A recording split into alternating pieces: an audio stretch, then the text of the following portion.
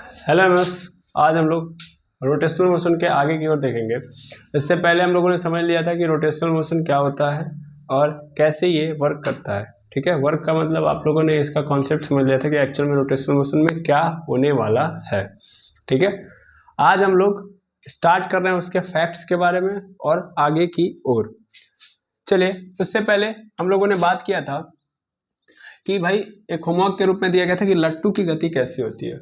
ठीक है, तो लट्टू की गति इसमें बात हुई थी। तो लट्टू की गति कैसी गति होती है, आप सबने देखा था कि लट्टू की जो गति होती है वो होमवर्क था आपका, और उसमें क्या होता है कि आप ध्यान से समझिएगा पहले कि एक लट्टू एक्चुअल में क्या करता है, घूर्णन गति करता है। आपको लगता है यही है कि घूर्णन गति करता है, और करता भी यही है, घूर्णन गति यानी रोटेशनल मोशन ही करता है ये। लेकिन इसका रोटेशनल मोशन कुछ अलग होता है। अब वो अलग क्या होता है, ध्यान समझिएगा। लट्टू जब नाचता है, सपोज करिए लट्टू है ये, ठीक है, तो ये लट्टू जब नाचता है तो पहले यहाँ पे मान लीजिए ये उसका मेन पोर्शन है, यानी इस पॉइंट पे वो नाच रहा है। ठीक है, और इस पोर्शन से मान लेता हूँ कि ये एक एक्सिस है, इस एक्सिस के अलॉन्ग वो घूम रहा है। ठीक है, आपने भी पढ़ा हुआ है कि अगर एक फिक्स एक्सिस के अलॉन्ग कोई पार्टिकल घूम रहा है, यानी किसी सिस्टम का पार्टिकल अपने ही फिक्स एक्सिस के अलॉन्ग घूम रहा है, तो रोटेशनल मोशन कर रहा है। लट्टू वही कर रहा है, ये उसकी एक्सिस है और उस एक्सिस के अलॉन्ग इसके सभी पार्टिकल घूम रहे हैं। लेकिन होता क्या है कि पहले ये एक्सिस यहाँ पे है, फिर कुछ देर बाद यही एक्सिस यहाँ पे हो जाता है, ये लट्टू फिर यहाँ पे आ जाता है ना। नाचते नाचते आप देखते होंगे कि ऐसे नाचते नाचते ऐसे ऐसे नाचता है ना। तो इससे क्या होता है कि एक्सिस उसकी बार बार क्या हो रही है, चेंज। देखिए अभी यहाँ पे आ गया, फिर कभी यहाँ पे इसकी एक्सिस बन गई। ठीक है, ये लट्टू की एक्सिस ये बन गई। अब तो क्या हो रहा है, घूर्णन गति तो हो रही है भाई, हो तो यही रहा है। घूर्णन गति का कॉन्सेप्ट क्या कहता है, कहता है कि एक एक्सिस के अलोंग सभी पार्टिकल्स मूव करने चाहिए, यहाँ पे हो रहा है। लेकिन प्रॉब्लम ये है कि इसमें नई चीज ये नजर आ रही है कि बार बार जो एक्सिस है वो चेंज हो जा रहा है। मतलब यही एक एक्सिस नहीं है, ये जब लट्टू इधर जा रहा है तो ये एक्सिस बन जा रही है, जब लट्टू इधर चला जा रहा है तो ये एक्सिस बन जा रही है। तो ऑलवेज जो उसका जो एक्सिस है वो क्या हो जा रहा है, चेंज हो जा रहा है। अगर ऊपर से देखें आप तो अंदर से तो एक्सिस सेम है, लेकिन ऊपरी लेवल से फिजिकली देखोगे आप तो आपको एक्सिस अलग अलग नजर आएंगे। ठीक है, क्योंकि लट्टू अपने पोजीशन को बार बार इधर से उधर कर रहा है, लेकिन एक ही पॉइंट पे नाचते हुए नजर आएगा आपको। तो ऐसे ही मोशन को यहाँ पे डिफाइन कर दिया गया अलग, नहीं तो फिर रोटेशनल मोशन के अंदर कंफ्यूजन आ जाता।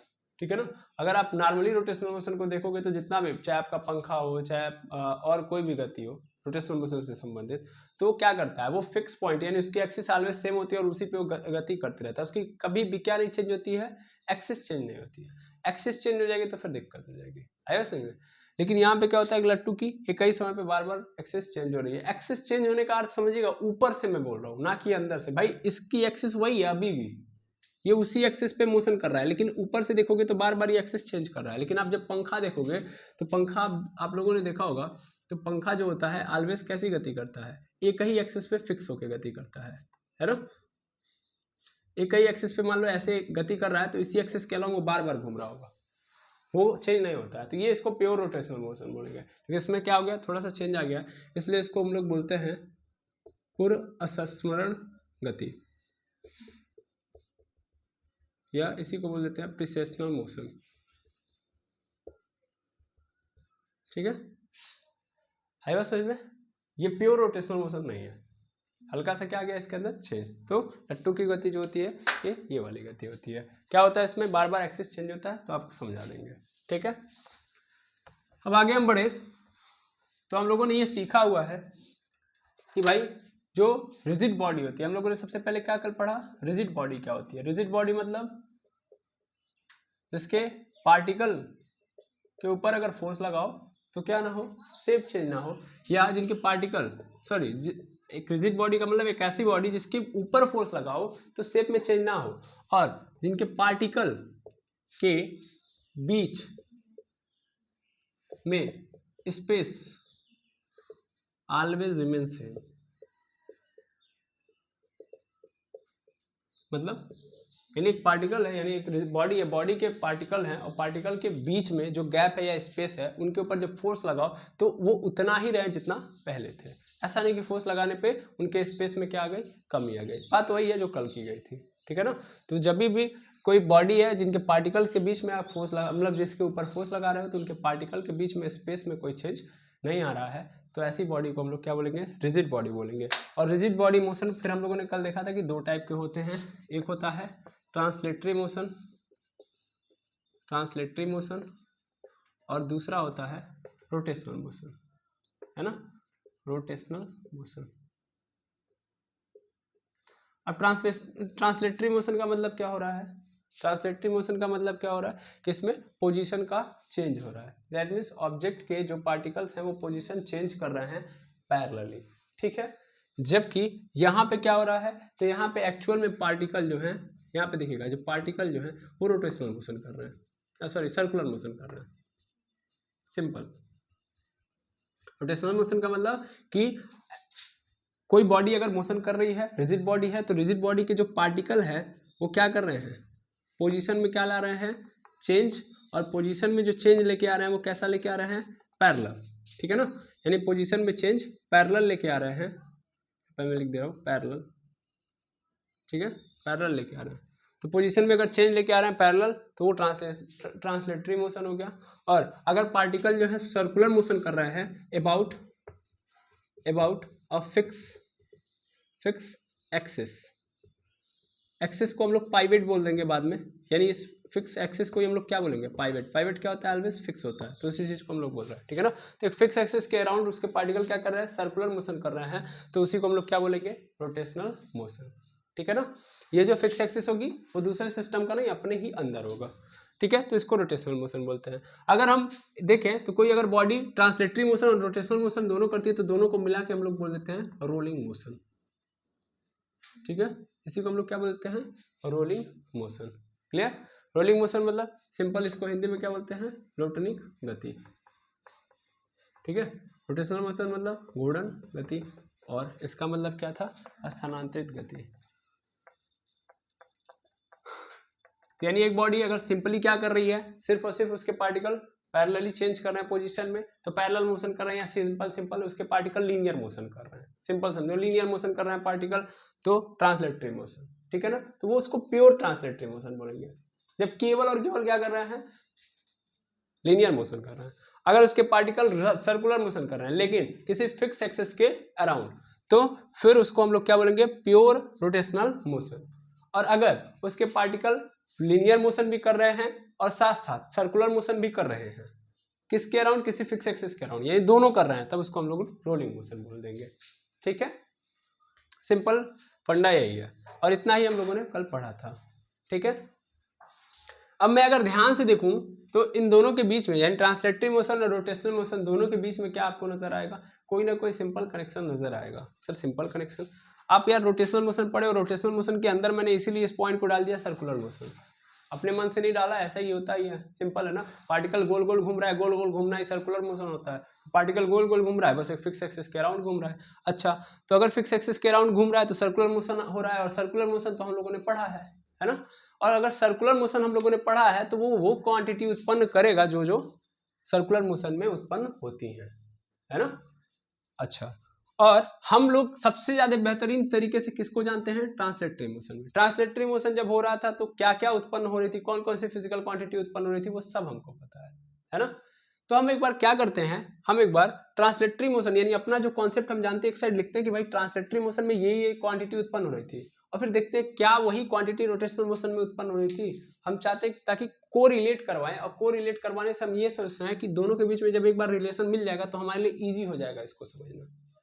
क्योंकि यार देखो यहाँ भी एक फिजिकल फिनोमिना हो रहा है, और फिजिकल फिनोमिना होगा तो 100% कोई ना कोई फिजिकल क्वांटिटी उत्पन्न होगी। तो वो फिजिकल क्वांटिटी क्या इसी की तरीके से निकल के आएगी या अलग निकल के आएगी, ये देखना जरूरी है। क्योंकि आपको ही पता है कोई फिजिकल फिनोमिना हो रहा है फिजिक्स के अंदर, तो आपके पास कई सारी फिजिकल क्वांटिटी आ रही है, फिर आपको उन्हीं को पढ़ना होता है, तो आपका जीवन इसी में चलता रहता है।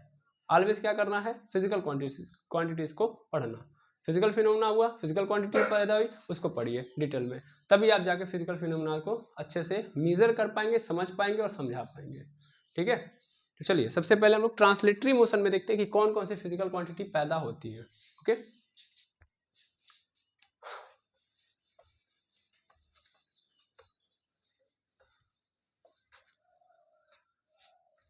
तो एक साइड हम लोग ट्रांसलेटरी मोशन लिख देते हैं, और ट्रांसलेटरी मोशन पहले देखते हैं, ठीक है। इधर लिख लीजिए रोटेशनल मोशन।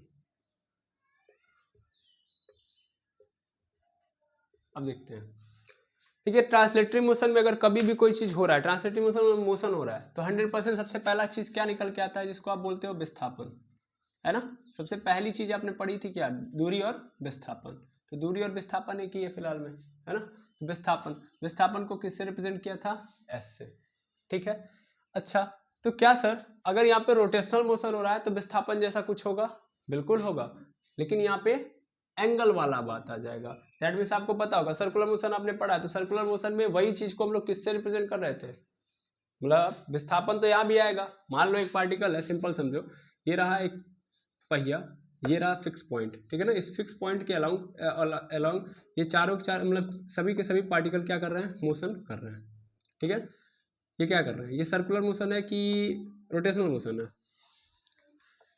सिंपल, एक सिस्टम के अंदर अगर कोई फिक्स पॉइंट मतलब सर्कुलर मोशन कर रहा है, एक सिस्टम के अंदर कोई फिक्स पॉइंट के अलोंग क्या कर रहा है, सर्कुलर मोशन कर रहा है। फिर से एक सिस्टम के अंदर जितने भी पार्टिकल हैं वो अपने ही सिस्टम के अंदर एक एक्सिस है ड्रॉ की गई है, वो इमेजिनरी एक्सिस है, उसके अलोंग अगर ये मोशन कर रहे हैं तब रोटेशनल मोशन।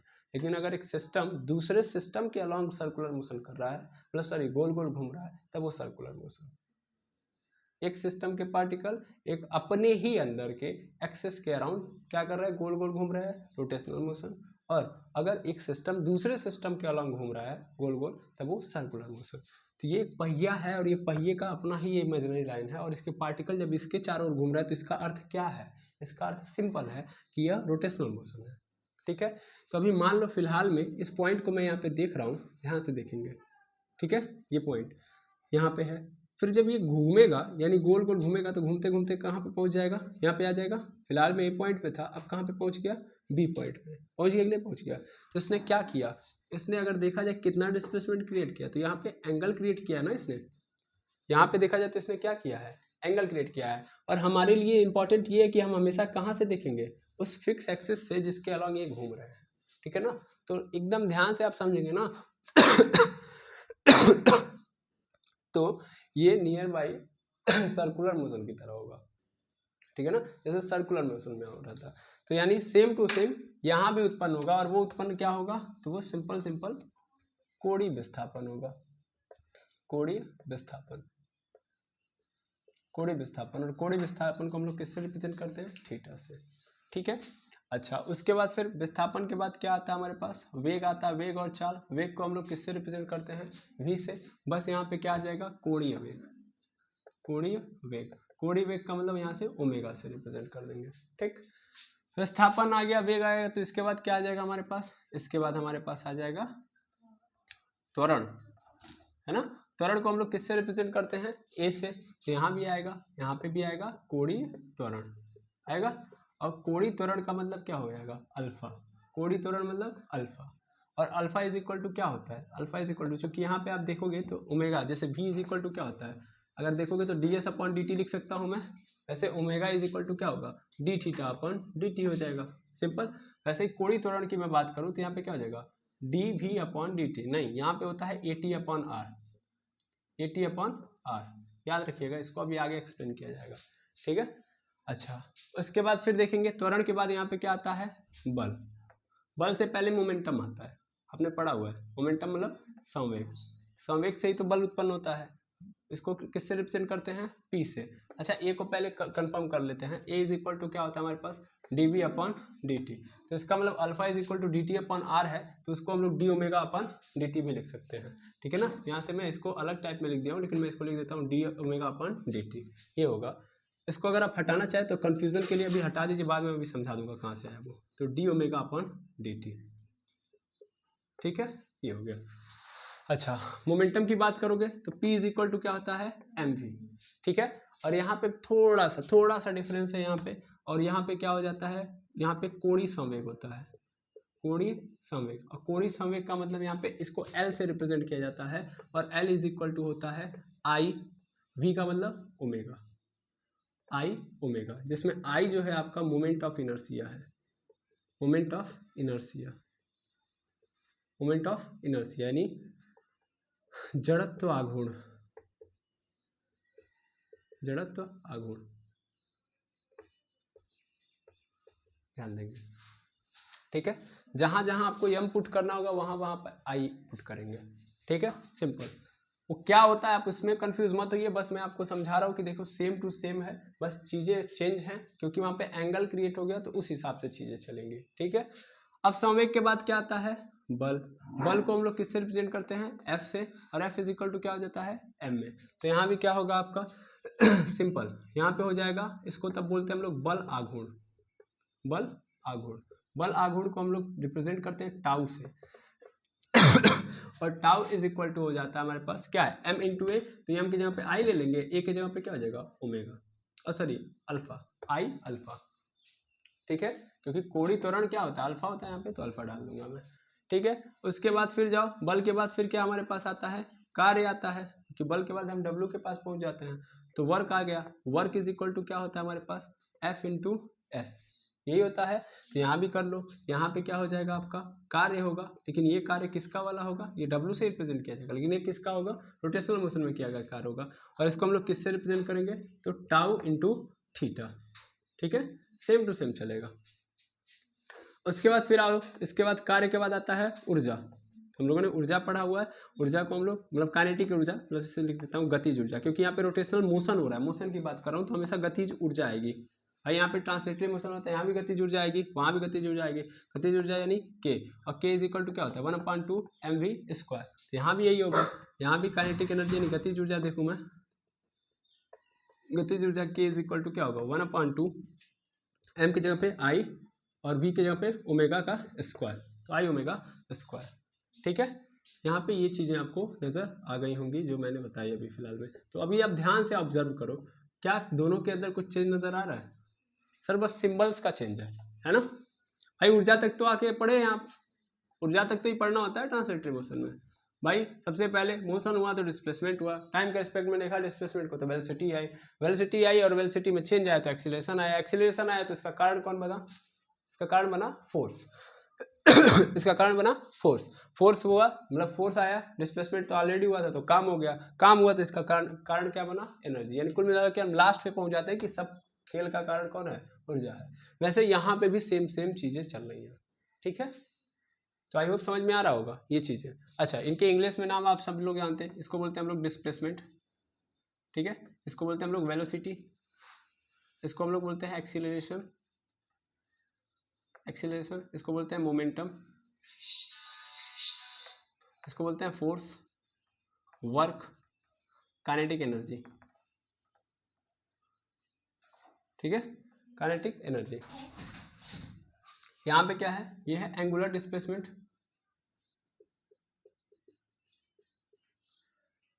एंगुलर डिस्प्लेसमेंट, ये है आपका एंगुलर वेलोसिटी, एंगुलर वेलोसिटी, और ये है आपका एंगुलर एक्सीलरेशन, एक्सीलरेशन। यहाँ पे आपका एंगुलर मोमेंटम,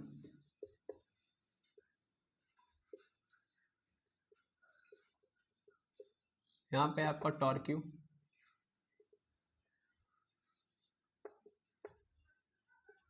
टॉर्क्यू, यहाँ पे है वर्क, यहाँ पे काइनेटिक एनर्जी,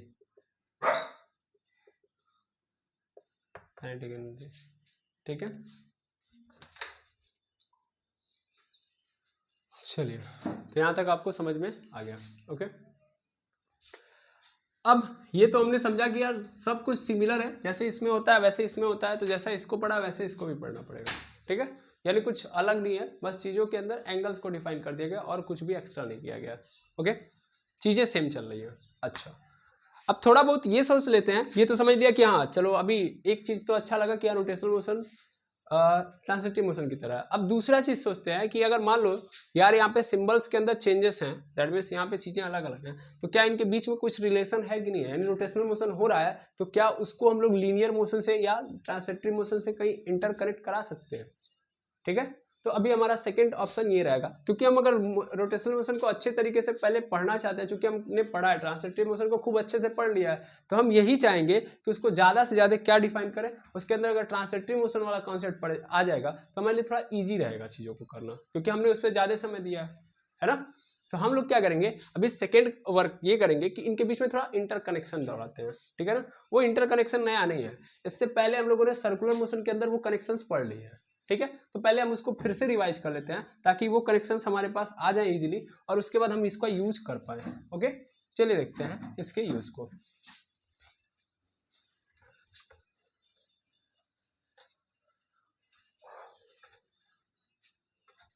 चलिए देखिएगा, इसमें अगर हम यूजेस की बात करें तो हम लोग रिलेशन देखेंगे, रिलेशन से ही हमारा यूज बन पाएगा।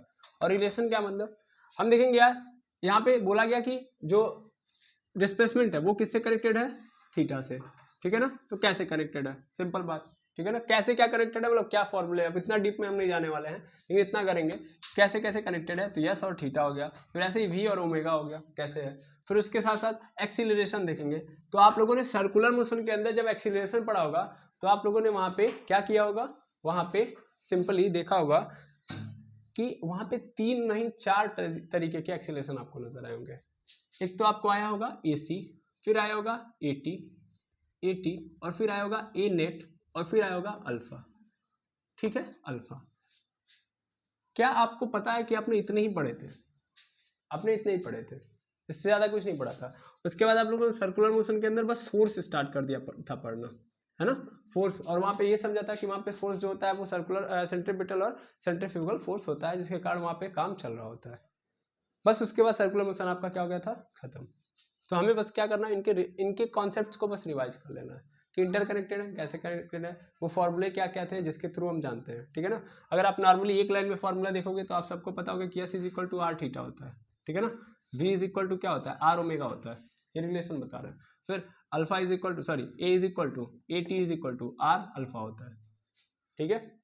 ये अगर देखोगे तो तुरंत इन जितनी बातें हैं उस सबका एक ही टाइम पे अगर देखोगे, अगर न पढ़ना पड़े तो आप इतना समझ सकते हो कि जो ये होता है इसके अंदर रेडियस का मल्टीप्लाई किया जाए किसका, कोणीय विस्थापन के साथ अगर रेडियस त्रिज्या से गुणा कर दिया जाए तो हमको क्या मिल जाएगा, लीनियर डिस्प्लेसमेंट मिल जाएगा, ठीक है। दूसरा ऐसे ही v is equal to are omega वाला कॉन्सेप्ट है, वैसे ए टी आर अल्फा वाला है। देखो कुछ नहीं किया गया, सब में केवल आर आर से मल्टीप्लाई कर दिया गया, बाकी सब लीनियर बन गया। ये इधर सब क्या है, एंगल वाला है, एंगल वाला है, दैट मीन्स सर्कुलर वाले क्वांटिटीज हैं, और इधर वाले कौन से हैं, लीनियर वाले या ट्रांसलेटरी वाले क्वांटिटीज हैं। इनमें बस क्या किया गया, एंगल वाले में आर से मल्टीप्लाई कर दिया गया और ये देखो लीनियर बन गया, ठीक है।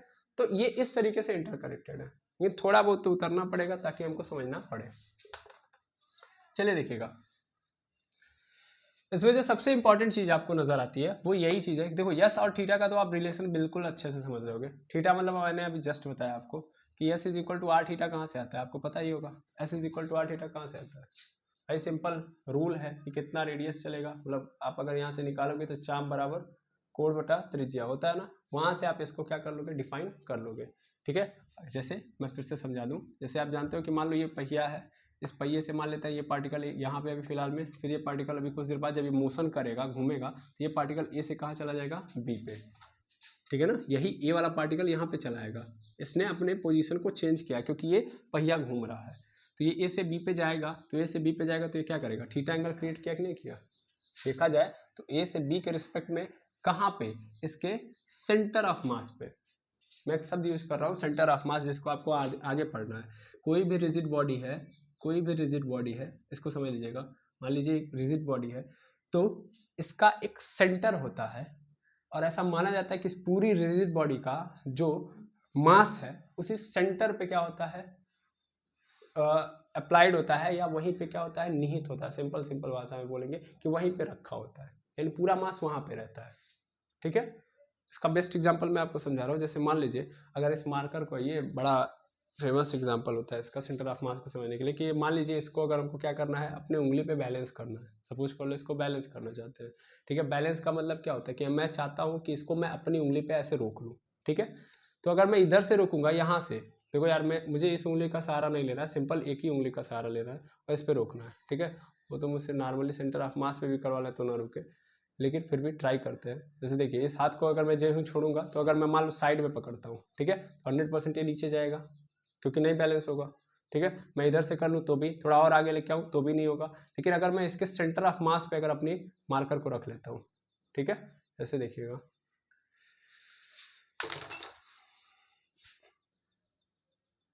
एक सेकेंड,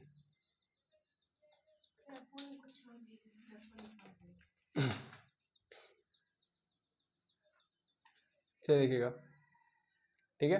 अगर मैंने क्या किया, इसको यहाँ पे रखा तो ये रुक गया। क्यों रुक गया? क्योंकि मेरी जो उंगली है इसके सेंटर ऑफ मास पे, यानी वहाँ पे पकड़ आ चुकी है जहाँ पे इसका पूरा मास है, ठीक है। यानी अब मैं इसके पूरे मास को मेरी उंगली कंट्रोल कर ले रही है। लेकिन जो ही मैं थोड़ा सा इसको आगे सरका रहा हूँ तुरंत कहाँ चला गया? नीचे। तो नीचे चला गया तो इसका कारण क्या था? क्योंकि इसके मास को अब हम कंट्रोल नहीं कर पा रहे हैं। अब उसको ग्रेविटी क्या कर लेगी? खींच लेगी नीचे, यही कारण है, ठीक है।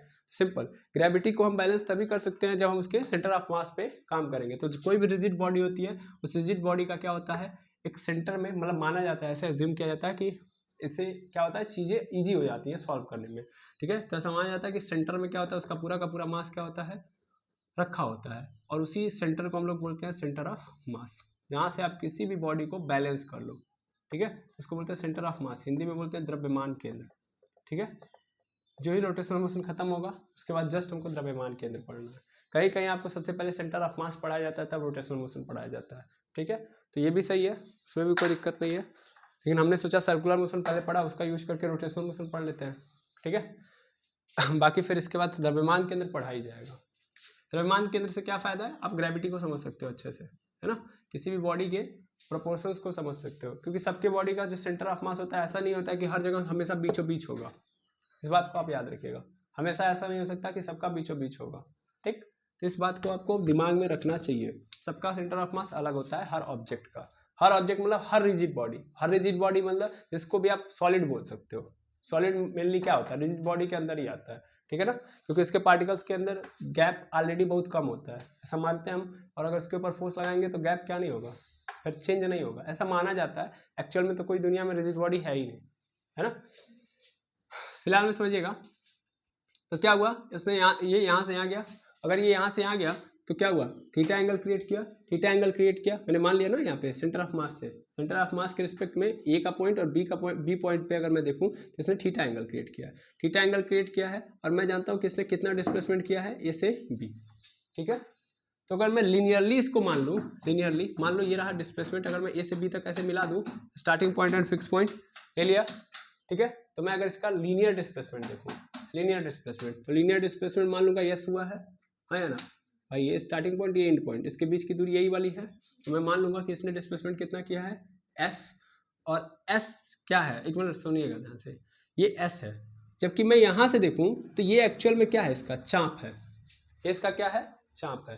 अरे भाई आपने पढ़ा होगा कि जो एंगल होता है वो इक्वल होता है आर्क अपॉन रेडियस के, होता है आर्क अपॉन रेडियस के, सिंपल।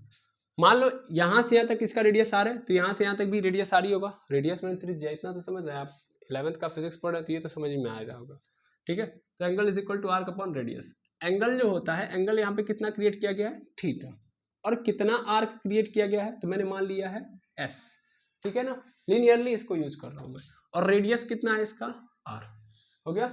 अब मैं क्या कर दूंगा, आर को इधर भेज दूंगा, तो R theta is equal to S, तो एस इज इक्वल टू क्या आ गया, आर थीटा, सिंपल। अब ये जो थीटा है वो अगर सर्कुलर मोशन के रिस्पेक्ट में देखोगे तो उसने कितना डिस्प्लेसमेंट किया, तो उसने थीटा डिस्प्लेसमेंट किया, और लीनियर के अनुसार देखोगे तो एस किया, समझ में बात। यानी एंगुलर डिस्प्लेसमेंट का अर्थ होता है कि कितना एंगल क्रिएट किया, ठीक है, या कितना एंगल के अंदर चेंज लाया, ठीक। अभी मान लो ये ऑब्जेक्ट क्या किया, यहाँ पे अभी थीटा है, अभी सॉरी बी पे थीटा है, अभी ये सी पे पहुंच गया, तो अभी देखा जाए तो इसने क्या किया, इस ए के रिस्पेक्ट में इसने थीटा टू, सॉरी इसको थीटा 1 मान लो, अभी इसको थीटा 2 मान लो, यानी ए के रिस्पेक्ट में इसने कितना क्रिएट कर दिया, थीटा 2, यानी इसने कितना डिस्प्लेसमेंट किया एंगुलर के रिस्पेक्ट में, अभी थीटा 2 ए के रिस्पेक्ट में, ठीक है ना।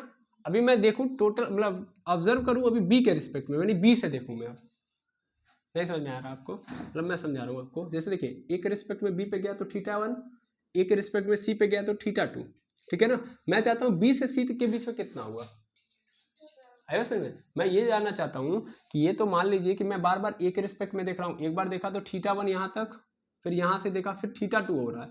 मैं चाहता हूँ कि ये बताओ बी से सी के बीच में कितना हुआ है, यानी बी से सी के बीच में इसने कितना डिस्प्लेसमेंट ट्रेवल किया है या कितना एंगुलर डिस्प्लेसमेंट क्रिएट किया है। तो हमको भी पता है कि इसने कितना किया है, टोटल देखा जाए तो टोटल इसने θ2 किया है और हमको सिर्फ इतना चाहिए, ये तो पूरा इतना है, तो इतने को घटा दो तो इतना मिल जाएगा, and θ2 minus θ1 is equal to क्या हो जाएगा मेरे पास। अब इसने जितना भी डिस्प्लेसमेंट यहाँ से यहाँ तक ट्रेवल किया है, मान लेता हूँ कि यहाँ पे S1 था तो यहाँ पे क्या हो जाएगा S2, है ना।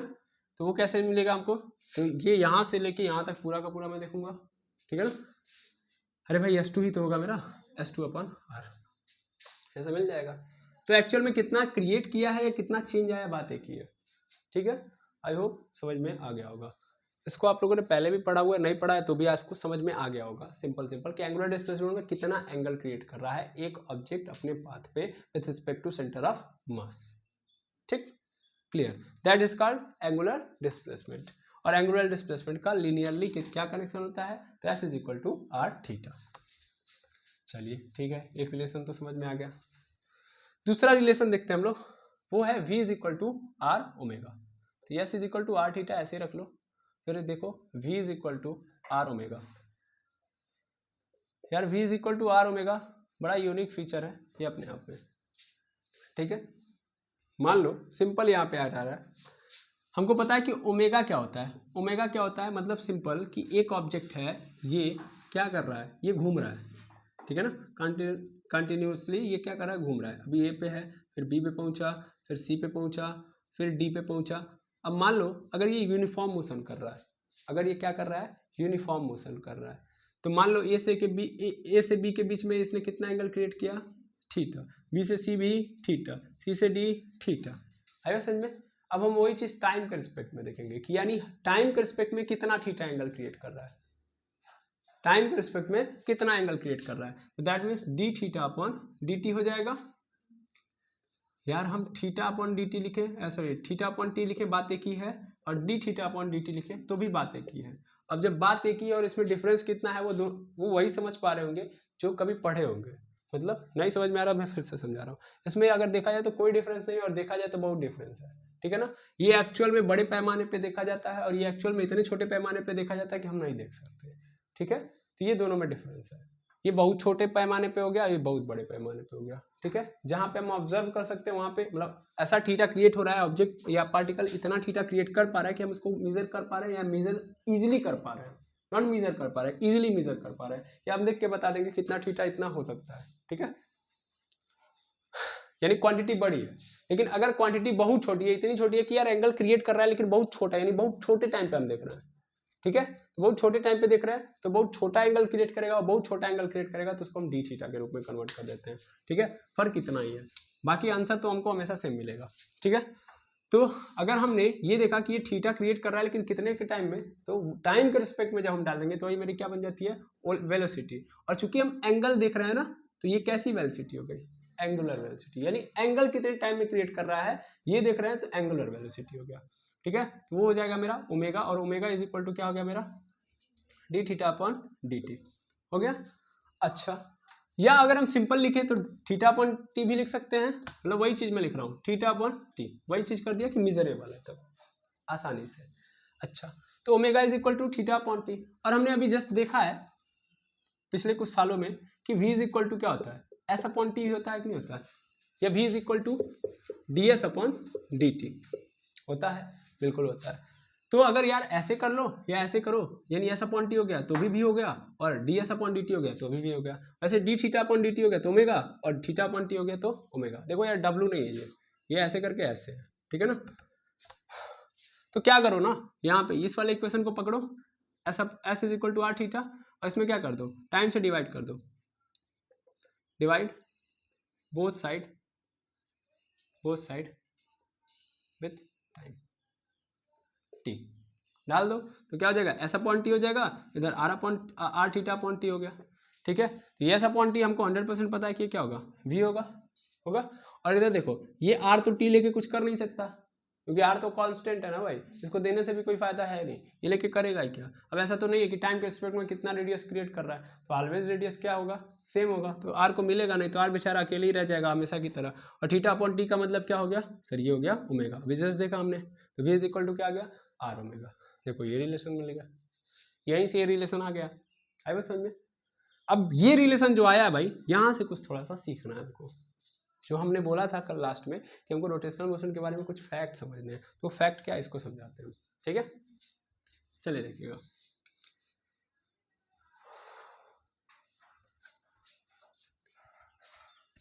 देखिए क्या फैक्ट है। मान लीजिए गगरी है,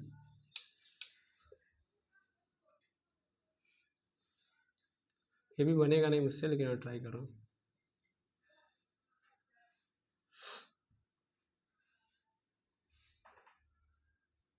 ये थोड़ा सा टेढ़ा है, कोई दिक्कत नहीं है, ऐसे टेढ़े भी रखा जाता है, ठीक है।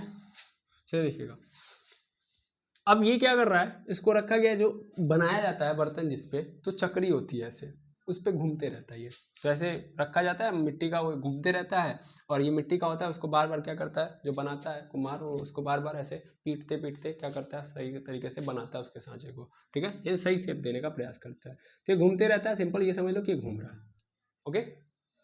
अब अगर ये घूम रहा है तो बड़े अच्छे से समझना, बड़े अच्छे से समझना, ये रहा यहाँ का पार्टिकल, ये रहा यहाँ का पार्टिकल, ये रहा यहाँ का पार्टिकल, ठीक है।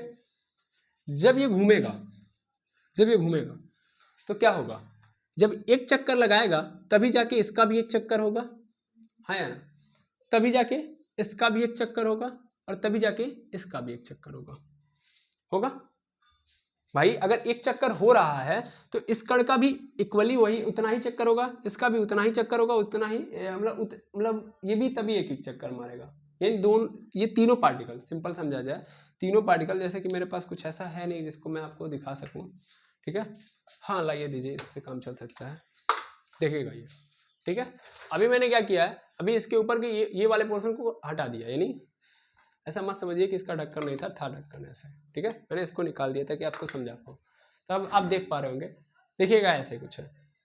अब ये वाला पोर्शन देखना, ये वाला पोर्शन, ठीक है, यहाँ से आपको फील आएगा, ये वाला पोर्शन, अब मैं इसको घुमा रहा हूँ, और ये वाले पोर्शन के सामने ना ये लिखा हुआ है कुछ है, क्या लिखा है, इसको थोड़ा सा मैं चेंज कर देता हूँ, अभी समझ में आएगा, नहीं ये भी नहीं, इधर कर देता हूँ, एकदम सही है। अभी देखो ये वाले पोर्शन के सामने ये वाला लिखा गया बड़े बड़े अक्षरों में, ये दिख रहा होगा, ये दिख रहा है।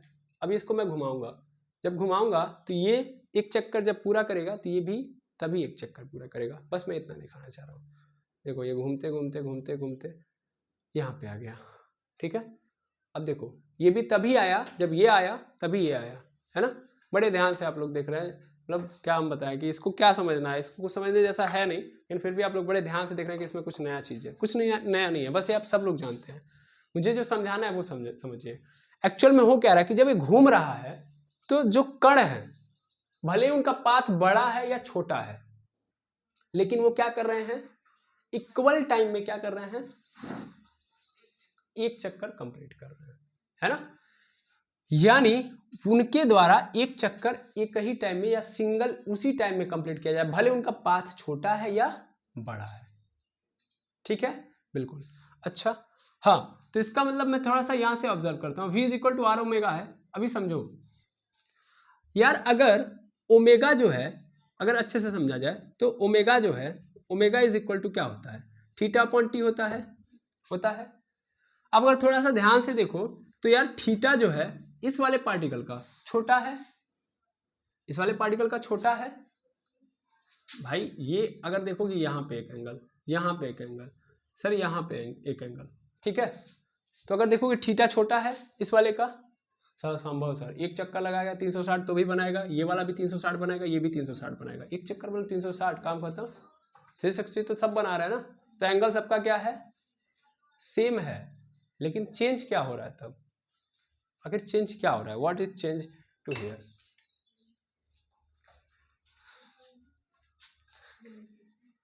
यही चीज आपको पकड़ना था। आई बात समझ में, आखिर ऐसे कैसे पॉसिबल है, एक को बड़ा कम पाथ फॉलो करना, ऐसे समझ लो ना, ऐसे समझ लो, एक बच्चे को इतने दूर में दौड़ाया गया, यानी ग्राउंड था इतना छोटा था, इसको यहाँ पे दौड़ाया गया, अभी भी नहीं फील आ रहा था, अब फील आएगा।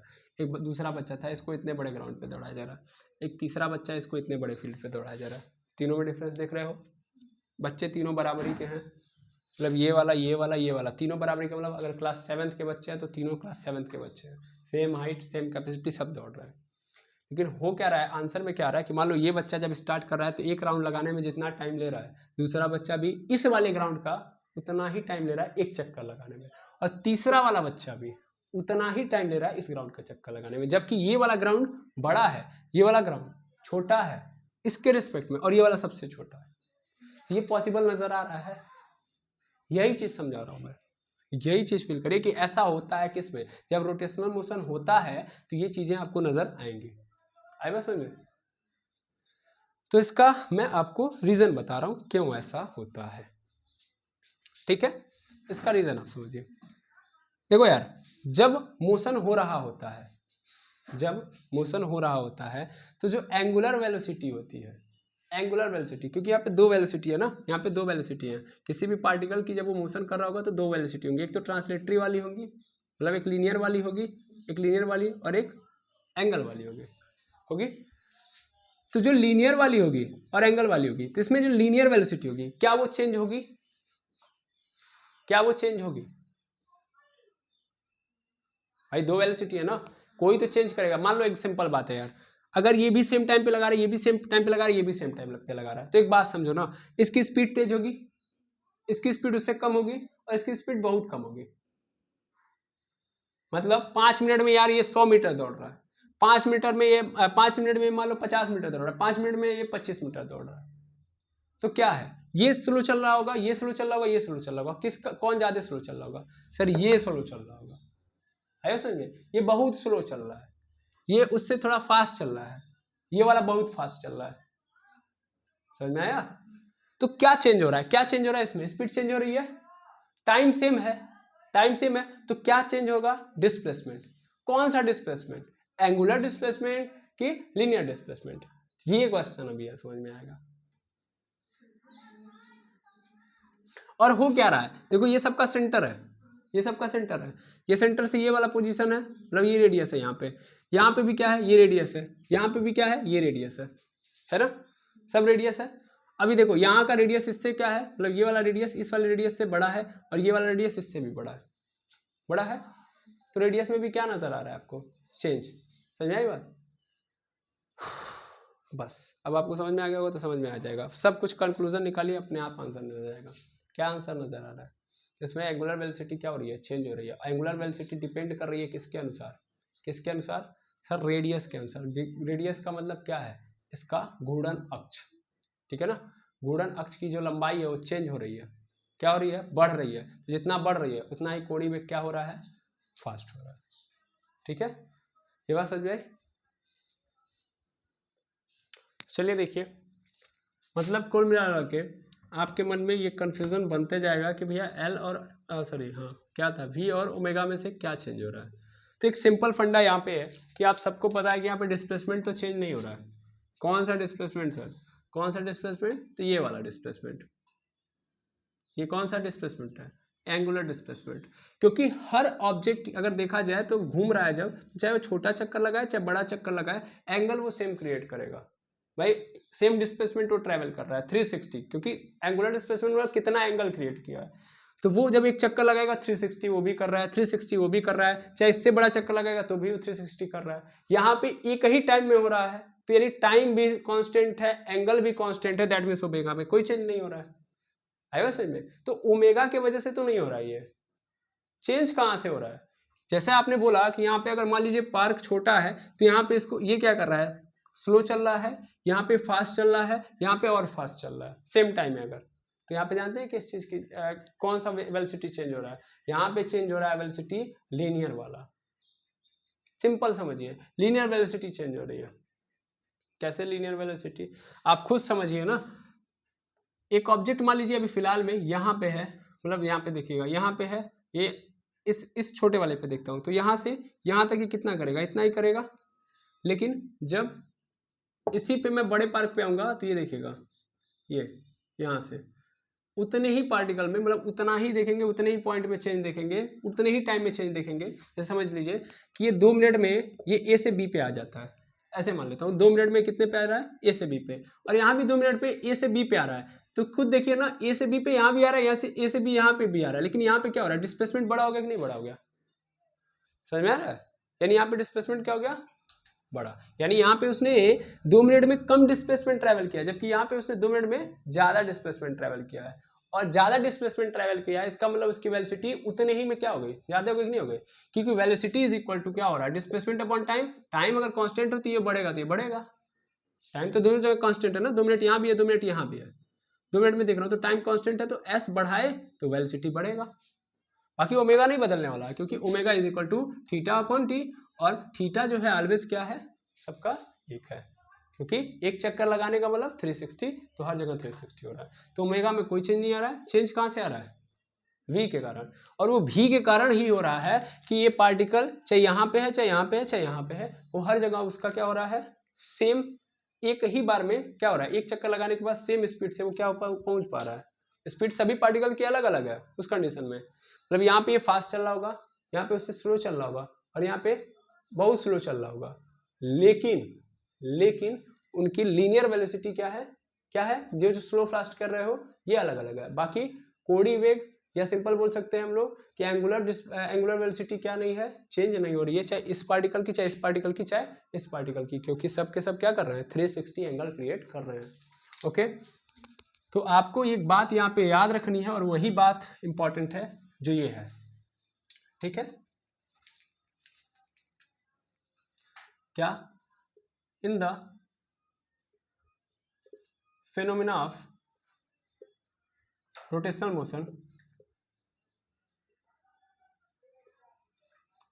motion angular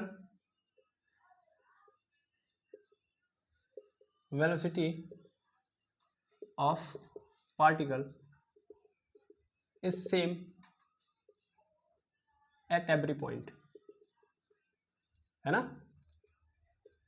एवरी पॉइंट, पहली बात। दूसरी बात, क्या चेंज हो रहा है, क्या चेंज हो रहा है, तो वेलोसिटी, लीनियर वेलोसिटी, यानी यहाँ पे मैं लिख सकता हूँ but linear velocity change of every particle, यानी हर पार्टिकल की लीनियर वेलोसिटी क्या होगी, चेंज होगी, लेकिन सभी पार्टिकल की जो एंगुलर वेलोसिटी है, यानी कोणीय वेग क्या होगा, वो सबका सेम होगा, लेकिन लीनियर वेलोसिटी चेंज होगी। और ये लीनियर वेलोसिटी किस पे डिपेंड करेगी, मतलब रैखिक वेग जो होगा, वो जो रैखिक वेग होगा वो डायरेक्टली प्रोपोर्शनल होगा घूर्णन अक्ष से दूरी के डायरेक्टली प्रोपोर्शनल होगा। यानी जिस पार्टिकल, मतलब जो घूर्णन अक्ष है उससे जितना दूर होते जाएगा उतना ही उसका रैखिक वेग क्या होते जाएगा, बढ़ते जाएगा। इसको भी मैं समझा रहा हूँ, यानी यहाँ पे मैं लिख सकता हूँ कि linear velocity is directly proportional to distance from rotational axis. जैसे ये समझ में आ गया होगा, तो इसको यहां से मिटा के पहले मैं इसको समझा देता हूं। पॉट वाले में क्या हो रहा है, पॉट वाले में क्या हो रहा है, ऐसे ही तो हो रहा है। ये मान लो इसका रोटेशनल एक्सिस है, कर लिया रोटेशनल एक्सिस, ये घूम रहा है इसके चारों ओर, ठीक है। तो अभी ध्यान देना, इस रोटेशनल एक्सिस से, ये रहा मान लो रोटेशनल एक्सिस, इस रोटेशनल एक्सिस से मैं अगर देखूं इस पॉइंट पे, तो ये इतनी ही दूरी पे है। जब यहाँ से देखूंगा इस पार्टिकल को, मतलब यहाँ देखो ये वाला पार्टिकल ए, ये वाला पार्टिकल बी, ये वाला पार्टिकल सी, ये वाला डी, मैं 4 पार्टिकल पे देख रहा हूँ। तो ये देखो बी, फिर ये सी, और ये क्या रहा डी। मतलब हमेशा आपको कुछ नहीं करना है, हमेशा यहीं से देखते जाओ ना, हर बार उसके सामने वाले से देखते जाओ, अपने आप तभी भी समझ में आएगा। पूरा रोटेशनल एक्सिस ही है, और यहाँ पे भी देखो, ठीक है। मतलब ये इतनी दूरी पे है, ये इतनी दूरी पे है, ये इतनी दूरी पे है, ये उससे भी ज़्यादा दूरी पे है, ठीक है। समझ में आ रहा है, रोटेशनल एक्सिस से दूरी। अब यहाँ पे देखो रोटेशनल एक्सिस से दूरी क्या है, कम है एज कंपेयर टू अदर्स, तो इसका मतलब इसकी वेलोसिटी क्या होगी, कम होगी। कौन सी वेलोसिटी, लीनियर वेलोसिटी, वही तो हमने समझा कि ग्राउंड छोटा था तो ये क्या कर रहा था, उतने ही समय में स्लो वेलोसिटी पे चल रहा था, कम वेलोसिटी थी, इसकी स्पीड क्या थी, कम। लेकिन जब यहाँ पे आओगे बी वाले की, तो इसके रिस्पेक्ट में बी का डिस्टेंस क्या है, कहाँ से, एक्सिस से ज़्यादा है, ठीक है। तो ज़्यादा डिस्टेंस पे बी वाला पॉइंट है, तो इसका मतलब इसकी जो लीनियर वेलोसिटी होगी क्या होगी, ज़्यादा होगी, किसके कंपेरिजन, ए के। आई बस समझ में, यानी उतने ही टाइम में ये ज़्यादा स्पीड से दौड़ रहा होगा, जैसा कि हमने सेकेंड वाले केस में देखा कि ग्राउंड वाला जो था उससे बड़ा था तो उसकी स्पीड भी क्या रहेगी, ज़्यादा, है ना, तभी तो 5 मिनट के अंदर उतना ट्रेवल कर ले रहा है। फिर सी वाले पॉइंट को देखो, तो सी वाले पॉइंट में भी सेम हो रहा है, सी वाले पॉइंट में भी क्या हो रहा है कि इसकी दूरी क्या है, ज़्यादा है। अगर बी के रिप्रेजेंटेशन में देखा जाए तो ये सी का क्या है, ज़्यादा है, अगर लग रहा है तो ठीक है, नहीं तो इक्वल है तो इक्वल होगा। तो कुल मिला के आप फंडा समझ गए। दूरी बढ़ाओगे तो क्या चेंज होगा भाई, पहली बात रोटेशनल मोशन के अंदर चेंज क्या होता है, लीनियर वेलोसिटी चेंज होती है, क्यों होती है आपको समझ में आ गया होगा, ठीक है। और जो लीनियर वेलोसिटी होती है किस पे डिपेंड करती है, तो वो rotational sorry distance from rotational axis की, जो एक्सिस है, जिस एक्सिस के अलॉन्ग वो पूरा का पूरा जो पार्टिकल है वो रोटेशनल मोशन कर रहे हैं, सर्कुलर मोशन कर रहे हैं, तो उनसे उनकी दूरी कितनी है, दूरी ज़्यादा, तो इसका मतलब क्या होगा कि वेलोसिटी ज़्यादा। क्लियर, बिल्कुल। तो ये इंपॉर्टेंट है, बहुत इंपॉर्टेंट है, बिकॉज ये चीज़ें आपको हिट कर सकती है, दैट मीन्स ये बीट कर देंगे आपके कॉन्सेप्ट को, ये कॉन्सेप्ट का बहुत इंपॉर्टेंट पॉइंट है। चलिए ये भी आपको समझ में आ गया। अब लीनियर वेलोसिटी की कहानी देख ली, अब स्टार्ट करते हैं हम लोग किस चीज़ को, अब हम स्टार्ट करेंगे एक्सीलरेशन को, ठीक है। तो आपने ये चारों समझ लिया, अभी इनको समझते हैं। अब देखिएगा AC AT और ANET है, मतलब क्या है इसको समझते हैं, ठीक है। तो देखिएगा यहाँ पे एक ऑब्जेक्ट मोशन कर रहा है इस सर्कुलर पाथ पे, ये रहा सेंटर, ठीक है ना, तो सेंटर होता है, तो मान लीजिए ऑब्जेक्ट क्या होगा, चल रहा होगा, तो इसके पास क्या होगी, इनर्शिया ऑफ डायरेक्शन वाली कहानी होगी। इनर्शिया ऑफ डायरेक्शन का मतलब क्या होता है कि इसके पास, इस पार्टिकल के पास ये होता है कि कोई भी पार्टिकल है इसके पास m मास है, तो इसके पास इनर्शिया आती है। इनर्शिया क्या चाहती है कि वो जिस स्टेट में है, जिस फिजिकल स्टेट में है, वो उसी फिजिकल स्टेट में रहे, और उस फिजिकल स्टेट के अंदर 3 कंडीशंस आते हैं। रेस्ट में है तो रेस्ट में रहेगा, जिस मोशन से चल रहा है, यानी यूनिफॉर्म मोशन है तो यूनिफॉर्म मोशन में ही रहे, और जिस मोशन का मतलब यहाँ पे यूनिफॉर्म मोशन से लेना देना, नहीं तो आप नॉन यूनिफॉर्म मोशन को भी ऐड कर लें उसी में, तो फिर दिक्कत आपकी है, मेरी नहीं, यूनिफॉर्म मोशन होगा। तीसरे पॉइंट पे आता है डायरेक्शन, यानी ऑब्जेक्ट जिस डायरेक्शन में चल रहा है उसी डायरेक्शन में चलना चाहेगा। तो इस कारण ये ऑब्जेक्ट भी क्या करेगा, मतलब ये पार्टिकल है, ये पार्टिकल भी क्या करेगा, इस साइड मोशन करना चाहेगा, क्योंकि ये इस डायरेक्शन में जा रहा है तो इसी डायरेक्शन में मोशन करना चाहेगा। लेकिन हम देखते हैं कि सर्कुलर मोशन में अगर कोई भी ऑब्जेक्ट ट्रेवल कर रहा है या सर्कुलर मोशन कर रहा है, तो वो हमेशा इस सर्कुलर पाथ पे ही करता है, यानी वो आगे नहीं भागता है।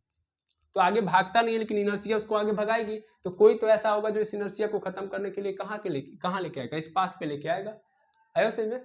तो वो एक्सीलरेशन, जिस एक्सीलरेशन के कारण ये क्या होता है भाई, ध्यान से समझो। अब ये इधर जाना चाहता है, एकदम सिंपल समझो ना, ये सिंपल समझो, ये इधर जाना चाहता है इस डायरेक्शन में, लेकिन इसके डायरेक्शन को क्या करोगे, चेंज। और आपको पता है कि अगर मान लो इसकी वेलोसिटी कुछ रही होगी, मतलब कोई तो वेलोसिटी इसकी होगी, मान लेता हूँ VT वेलोसिटी है, या सिंपल V वेलोसिटी है, V वेलोसिटी से इधर जा रही है, ठीक है, कोई भी ऑब्जेक्ट ऐसे जा रहा है, इसकी वेलोसिटी V है।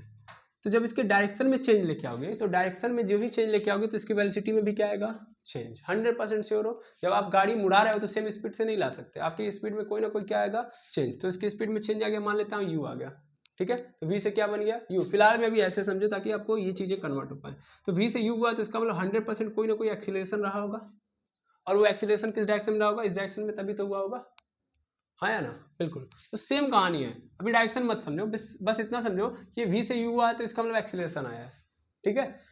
और ध्यान से समझना, यहाँ भी ऐसे ही है कि ये V वेलोसिटी से इस डायरेक्शन में जाना चाहता है, लेकिन इसको इधर की ओर खींच के कोई लेके आ रहा है, और जब इधर से मतलब इस डायरेक्शन से इधर खींच के लेके आएगा तो इसके किस में चेंज आएगा, वेलोसिटी में चेंज आएगा। अभी वेलोसिटी मैग्नीट्यूडनल वाला चेंज नहीं लेके आ रही है, अभी मान लेता हूँ डायरेक्शनल चेंज लेके आ रही है, क्योंकि मैग्नीट्यूड में अभी मैं मान नहीं रहा हूँ कि चेंज आ रहा है, लेकिन फिलहाल मैं समझाने के लिए बस मैंने बोल दिया कि V से U हो रहा है, ठीक है। तो क्या आएगा, यहाँ पे चेंज आएगा, और वो जो चेंज होगा वो किसके कारण होगा, वो एक्सीलरेशन के कारण होगा, क्योंकि वेलोसिटी चेंज होती ही नहीं अगर एक्सीलरेशन ना है। एक्सीलरेशन आता है तो वेलोसिटी चेंज होती है। आप गाड़ी का एक्सीलरेटर बढ़ाते हो तब जाके उसकी स्पीड बदलती है, अगर एक्सीलरेटर के ऊपर छेड़छाड़ ना करो तो वेलोसिटी चेंज नहीं होगी, ठीक है। हाँ बिल्कुल, इस बात को पकड़ो।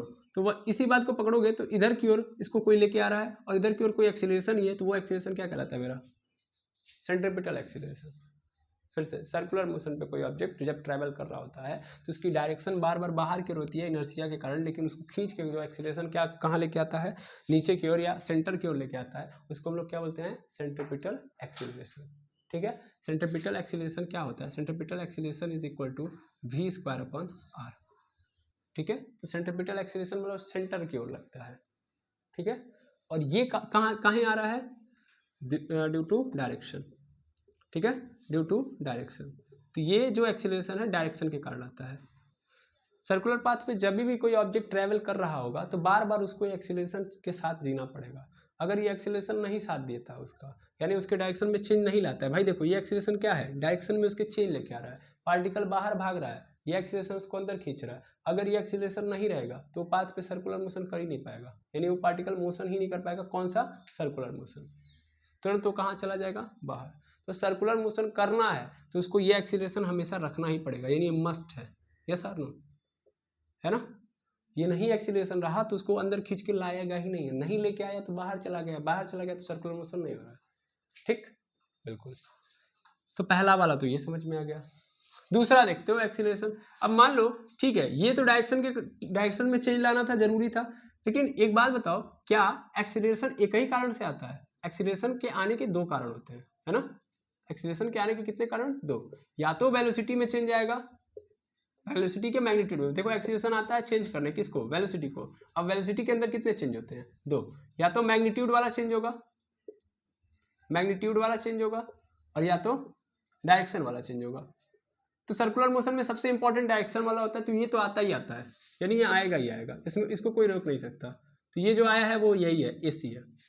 ठीक है, लेकिन ऐसा भी कुछ होगा पार्टिकल का, मतलब ऐसा भी कोई मोशन होगा जिसके अंदर पार्टिकल की डायरेक्शन मैग्नीट्यूड में भी चेंज आ रहा है। जैसे इस पार्टिकल इस सर्कुलर पाथ पे कोई ऑब्जेक्ट मोशन कर रहा है, फिलहाल मैं इसकी स्पीड यहाँ पे इस ए पॉइंट पे मान लेता हूँ 20 किलोमीटर पर आवर है, फिर सी पे जब जा रहा है यानी बी पे जब जा रहा है तो इसकी 30 किलोमीटर पर आवर हो जा रही है, फिर यहाँ पे जब पहुँच रहा है तो यहाँ पे 50 किलोमीटर पर आवर हो जा रही है। क्या हो रहा है, बार बार क्या हो रहा है, चेंज हो रहा है कि नहीं हो रहा है, यानी स्पीड में चेंज आ रहा है। तो इसका मतलब ये कौन सा चेंज है, यहाँ भी चेंज आ रहा है, और ये चेंज एक्सीलरेशन के कारण ही आ रहा होगा, और ये मैग्नीट्यूडनल चेंज है। तो ऐसे चेंज को या ऐसे एक्सीलरेशन को जो मैग्नीट्यूड में चेंज लेके आ रहा है उसको हम लोग एटी से रिप्रेजेंट करते हैं।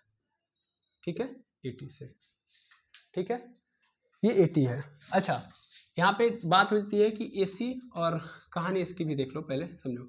जो एसी होता है वो एसी होता है ऑलवेज जो वेलोसिटी यानी जो पार्टिकल होता है उस पार्टिकल के परपेंडिकुलर चलता है, क्योंकि वो ऑलवेज कहाँ की ओर काम करता है, सेंटर की ओर। मान लो ये पार्टिकल इधर जाना चाहता है तो एसी इसको इधर लेके आएगा। तो जो एसी होता है वो इस वेलोसिटी के क्या होता है, AC is perpendicular to V. ठीक है ना, AC is perpendicular to V. V अगर इधर जाना चाहता है तो एसी इधर लेके आएगा, ऑलवेज परपेंडिकुलर होता है। लेकिन जब एटी की बात करोगे तो मान लो ये रहा, पार्टिकल इधर जाना चाहता है तो उसको हमेशा इधर ही लेके जाना चाहेगा वो। ठीक है ना, तो वो ऑलवेज कैसा होता है, वो कैसा होता है, तो जो 80 होता है, अगर 80 को मैं V T square upon R लिख देता हूँ, ठीक है ना, simple V T square upon R. तो जो 80 होगा मेरा, वो 80 जो होगा वो पैरेलल होगा वी टी के। ठीक है ना, और अगर वो पैरेलल होगा तो स्पीड क्या होगी, स्पीड बढ़ेगी, ये हमने देखा है, स्पीड क्या होगी, बढ़ेगी। लेकिन अगर 80 जो है एंटी पैरेलल हो गया, एंटी पैरेलल हो गया वीटी के, तो स्पीड क्या कर देगा, घटा देगा। तब उसकी डायरेक्शन कैसे हो जाएगी, ऐसे हो जाएगी, यानी ये 80 की डायरेक्शन हो गई, तब अभी इधर जाना चाह रहा है तो फिर इसका मतलब स्पीड क्या होगी, घटेगी। ठीक है, क्लियर, इतनी बात समझ में आ रही है, यस सर। अब अगर मैं देखूं यहाँ पे दो एक्सीलरेशन समझ में आ गया, मतलब एक्सीलरेशन आता कहाँ है, कहाँ की वेलोसिटी में चेंज होता है। एक तो मैग्नीट्यूड के कारण आता है, तो मैग्नीट्यूड के कारण जो एक्सीलरेशन आता है उसको 80 बोल दिया, और डायरेक्शन के कारण जो आता है उसको एसी बोल दिया। अब 80 का मतलब क्या होता है, 80 का मतलब ट्रांसवर्सल एक्सीलरेशन इसको बोलते हैं। कौन सा एक्सीलरेशन, ठीक है, ट्रांसवर्सल या टेंजेंशियल, यहाँ पे क्या नाम दिया गया है, tangential acceleration. It is equal to tangential acceleration, और AC is equal to centripetal acceleration. तो ये बातें आपको याद रखनी पड़ेंगी। ठीक है, दो बातें। तो 80 और AC तो हमको समझ में आ गया, और अगर 80 और AC को फिल करोगे ना तो ये कुछ और नहीं है, it is a linear acceleration. इसमें कुछ भी ऐसा नहीं होगा जहाँ पे एंगल की बात की जाए, ये तो सब अपना नॉर्मल वाला वेलोसिटी है ना, इसका तो इससे तो हम लोग का घरेलू रिश्ता है। तो ये लीनियर एक्सीलरेशन है अभी तक। फिर आता है ए नेट। ए नेट का मतलब मान लो यार ये रहा ऑब्जेक्ट, ये रहा पार्टिकल, पार्टिकल पे एक एक्सीलरेशन इधर की ओर लग रहा है, कौन सा, एटी, और इसको एसी इधर की ओर खींचे हुए है ना इस पार्टिकल को। तो इसका मतलब एक इधर जा रहा है एक इधर जा रहा है, इसका मतलब थीटा एंगल क्रिएट हो रहा है, नहीं हो रहा है। तो यहाँ से क्या निकल के आएगा, तो हम देखेंगे कि भाई पार्टिकल पे एक्चुअल में कितना लग रहा है, क्योंकि दो एक्सीलरेशन आ गए ना। फिर से समझो, अगर मान लो एटी आ गया। अच्छा एक बात मैं तुमको समझा दूं कि एक पार्टिकल जब सर्कुलर मोशन कर रहा है तो मैग्नीट्यूड में जो चेंज आएगा, ये जो एटी होगा वो जरूरी नहीं कि होगा। जैसे एसी का होना जरूरी है, एसी नहीं रहेगा तो सर्कुलर मोशन नहीं होगा, लेकिन एटी का होना जरूरी नहीं है। वो हो भी सकता है नहीं भी हो सकता है। लेकिन सपोज कर लो यदि पार्टिकल में या पार्टिकल के ऊपर दोनों टाइप के एक्सीलरेशन लगे, एसी तो लग ही रहा है, उसके साथ साथ एटी भी आ गया, तो अगर दो एक्सीलरेशन एक साथ आएंगे तो वहां से हम लोगों को क्या निकालना पड़ता है, रिजल्टेंट, क्योंकि दोनों एक्सीलरेशन एक दूसरे से थीटा एंगल बनाएंगे। और जब दो वेक्टर, क्योंकि एक्सीलरेशन वेक्टर है, तो कभी भी जब दो वेक्टर क्या बोलते हैं थीटा एंगल बनाते हैं तो उस कंडीशन में हमको क्या निकालना पड़ता है, उनका रिजल्टेंट। तो यहाँ पे हम लोग रिजल्टेंट वेक्टर निकालते हैं, और रिजल्टेंट वेक्टर मतलब कि उस पार्टिकल पे एक्चुअल में कितना एक्सीलरेशन है। भाई एसी इधर कह रहा है इधर चलो और एटी कह रहा है इधर चलो, तो एक्चुअल में पार्टिकल किधर जाएगा, तो उसको हम लोग बोलते हैं ए नेट एक्सीलरेशन। है समझ में, तो ए नेट एक्सीलरेशन हम लोग देखते हैं। तो यानी ए नेट भी क्या है, एक्चुअल में इन्हीं दोनों का मिला जुला है, यानी ये भी क्या है आपका लीनियर ही है समझ में। तो ये भी कुछ अलग नहीं है, ये भी क्या है आपका लीनियर है, ठीक है। और ए नेट कैसे निकालते हैं भाई, तो ए नेट निकालना बड़ा इजी है, अंडर रूट में कर दो एसी का स्क्वायर प्लस एटी का स्क्वायर, ठीक है। आई होप समझ में आ गया होगा। इस पूरे को सबमर्ज कर दिया जाए, क्योंकि साफ साफ सबमर्ज नहीं करेंगे तो फिर दिक्कत होगी।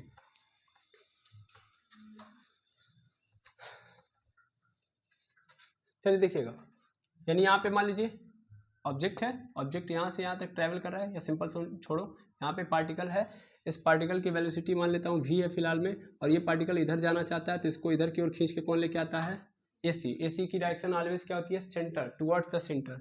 एंड डायरेक्शन किधर की ओर होती है एसी की, towards the centre, towards the centre, याद रखेंगे, ठीक है। और अगर बोल दिया कि एटी की, क्योंकि एटी क्या होता है, एटी इस वेलोसिटी को बढ़ाने, लीनियर वेलोसिटी को बढ़ाने का काम करता है। तो जो एटी होता है, एटी की डायरेक्शन क्या होती है, एटी की direction always perpendicular to the centre होती है, ठीक है ना। ये टुवर्ड्स द सेंटर, और ये हमेशा देखोगे तो अगर सेंटर से देखोगे तो क्या होगा, 90 का एंगल बनाएगा, चाहे ऐसे एंटी वाला हो चाहे पॉजिटिव वाला हो। कौन, एटी। ये जरूरी है, मस्ट है, लेकिन ये जरूरी नहीं है, ये हो भी सकता है नहीं भी हो सकता है। फिर ए नेट भी आपने समझ ही लिया, ले दे के सब समझ में आ गया, ठीक है। अब बात करते हैं अल्फा की। तो अल्फा इज इक्वल टू क्या होगा भैया, अल्फा इज इक्वल टू कितना इस पार्टिकल, मान लीजिए अभी तो हमने सब लीनियर वाली बात की, अब थोड़ा सा एंगुलर वाला देख लेते हैं। ये रहा पार्टिकल, इस पार्टिकल का अगर हम देखें यहाँ पे फिलहाल में यहाँ पे है, ए पॉइंट पे है, फिर ये कहाँ पे चला गया, बी पॉइंट पे चला गया। अब ए से बी में कितना एंगल क्रिएट कर रहा है, मान लो ए से बी तक की डिस्टेंस क्या है, सेम है, डिस्टेंस सेम है, अच्छे से समझूंगा, समझिएगा, डिस्टेंस क्या है, सेम है, और टाइम क्या है, सेम है। फिलहाल में समझ लो, मान लो ये थीटा एंगल कर रहा है, चलो डिस्टेंस छोड़ो, सिंपल समझो, यहाँ पे ए से लेके बी तक ये थीटा एंगल क्रिएट कर रहा है। अगली बार उतने ही टाइम में, मान लो ये 2 सेकंड के अंदर इसने थीटा एंगल क्रिएट किया, अगली बार इसने क्या कर दिया, चेंज कर दिया, थीटा 1 कर दिया, अगली बार फिर से 2 ही सेकंड लिया है, अगली बार इसने क्या कर दिया, थीटा 3 एंगल क्रिएट कर दिया। है समझ में। तो ऑलवेज क्या हो रहा है, एंगल चेंज हो रहा है, चेंज हो रहा है, टाइम सेम है लेकिन टाइम कांस्टेंट है, बट क्या हो रहा है, एंगल चेंज हो रहा है। तो एंगल चेंज मतलब वेलोसिटी भी चेंज हो रही है, मतलब तो यही है ना, एंगल चेंज मतलब वेलोसिटी चेंज, और अगर वेलोसिटी चेंज हो रही है तो इसका मतलब कौन आएगा, एक्सीलरेशन। ये एक्सीलरेशन के कारण क्या चेंज हो रहा है, सर वेलोसिटी चेंज हो रही है, वेलोसिटी के चेंज होने से क्या हो रहा है, एंगल चेंज हो रहा है। इसका मतलब ये क्या कर रहा है, एक्चुअल में तो एंगल चेंज करवा रहा है ना एक्सीलरेशन। अगर ये एक्सीलरेशन नहीं होता तब ये हर सेकंड में, हर 2 सेकंड के अंदर सेम एंगल क्रिएट करता, जैसा कि वहां पे हम लोगों ने देखा है। जब एक ऑब्जेक्ट रोटेशनल मोशन कर रहा होता है तो उसकी एंगुलर वेलोसिटी के अंदर चेंज नहीं होता है। एंगुलर वेलोसिटी सभी पार्टिकल्स की क्या होती है, सेम होती है, ठीक है, वो हमेशा रहेगी। ऐसा नहीं है कि यहाँ पे एक्सीलरेशन आ गया तो सभी पार्टिकल्स की अलग अलग हो जाएगी। लेकिन मैं ये बोल रहा हूँ कि ओवरऑल पार्टिकल की जो वेलोसिटी है उसमें कैसे चेंज आएगा, तो वो एक्सीलरेशन के कारण आएगा, ठीक है ना। एक्सीलरेशन चेंज लाएगा तो सभी पार्टिकल की फिर से सेम वेलोसिटी रहेगी एंगुलर वाली, ऐसा नहीं है कि अब अलग अलग हो जाएगी। क्लियर। तो याद रखिएगा कि एंगुलर एक्सीलरेशन यानी अल्फा जो होता है वो किसके कारण आता है, जब हम D omega upon D T करते हैं, है ना। यानी एंगुलर वेलोसिटी के अंदर टाइम के रिस्पेक्ट में कितना चेंज आ रहा है वो क्या कहलाता है, मेरा एंगुलर एक्सीलरेशन, ठीक है, बिल्कुल। अच्छा यानी अल्फा इज इक्वल टू हमारे पास आ गया D omega upon D T. अब इसको थोड़ा सा और समझोगे तो अल्फा इज इक्वल टू, मैं थोड़ा सा और एक्सप्लेन करूँ तो D omega upon D T है। अगर मैं ओमेगा को यहाँ पे रख दूँ तब, तो ओमेगा की जगह पे जैसे मान लो ओमेगा इज इक्वल टू क्या हमने पढ़ा है, जैसे अभी हम लोगों ने देखा V is equal to are omega, are omega होगा। अच्छा मैं यहाँ से ओमेगा की वैल्यू निकालूँ तो ओमेगा इज इक्वल टू क्या हो जाएगा, वी अपॉन आर हो जाएगा, वी अपॉन आर हो जाएगा, वी अपॉन आर। तो ओमेगा की जगह पे क्या डाल दो, ये डाल दो, तो अल्फा इज इक्वल टू क्या हो जाएगा, डी ओमेगा, डी ओमेगा मतलब हटाओ यार omega omega, simple simple D D हटाते हैं, ओमेगा अपॉन टी लेते हैं, कैलकुलेशन इजी करते हैं, ठीक है ना। तो ओमेगा की जगह पे हम क्या डाल देंगे, वी अपॉन आर, पूरे नीचे टी, ये टी यहाँ पे चला जाएगा, तो अल्फा इज इक्वल टू क्या हो जाएगा, v upon r into t. अंधेरा छा गया, थोड़ा सा रोशनी लाइए।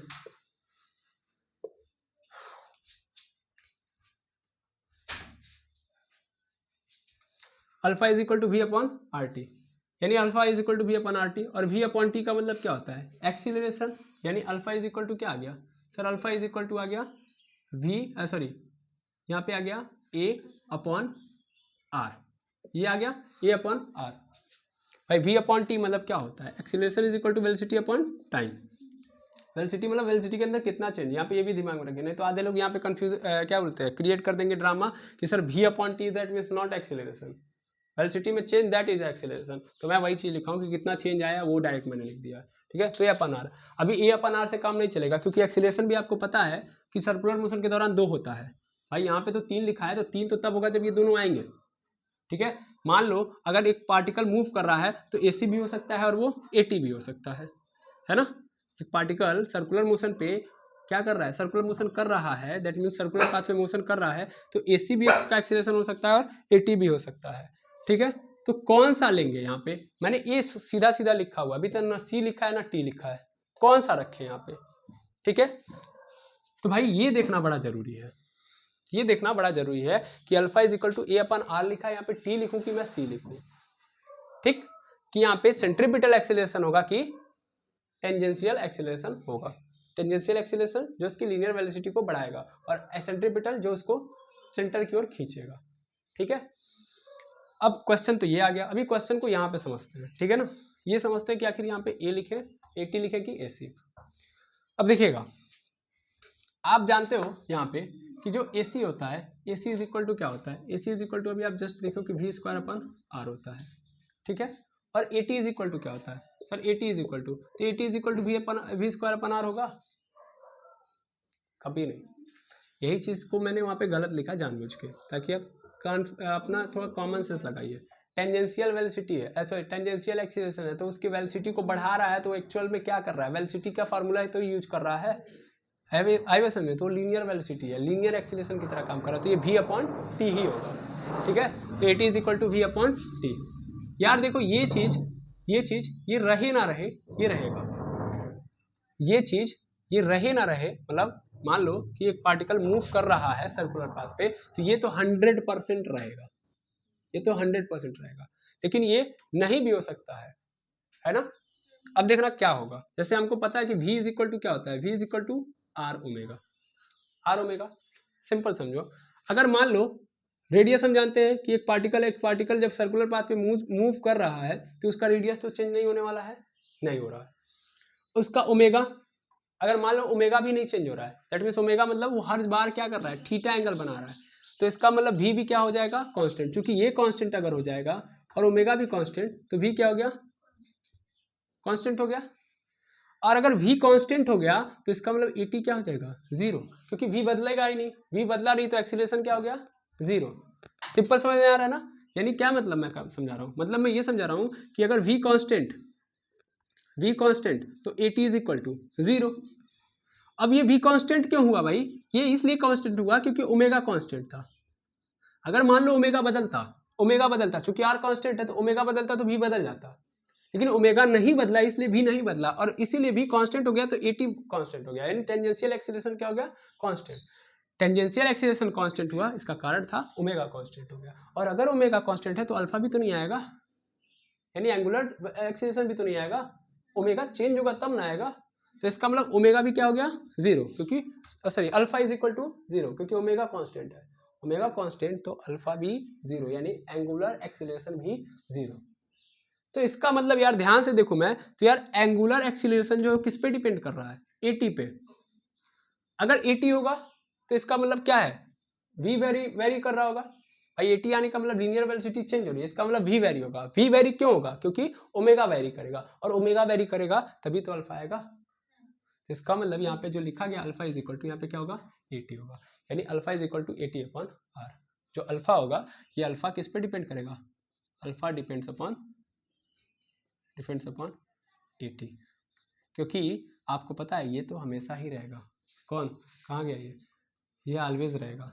अगर इस पे डिपेंड करता तो क्या होता, हर बार एक्सीलरेशन रहता यहाँ पे, एंगुलर एक्सीलरेशन। लेकिन हर बार एक्सीलरेशन एंगुलर एक्सीलरेशन नहीं होगा, जब ओमेगा चेंज होगा तभी होगा, ठीक है। और ओमेगा कब चेंज होगा, तो जब वेलोसिटी चेंज होगी, या ऐसे बोल सकते हैं कि वेलोसिटी, लीनियर वेलोसिटी कब चेंज होगी, जब ओमेगा चेंज होगा। दोनों इंटरकनेक्टेड है आपस में, ठीक है। तो आई होप ये पूरा का पूरा आपको कॉन्सेप्ट क्या हो गया होगा, समझ में आ गया होगा, और आपने पूरा का पूरा ये जो रिलेशन है इन सब के बीच में देख लिया, ठीक है।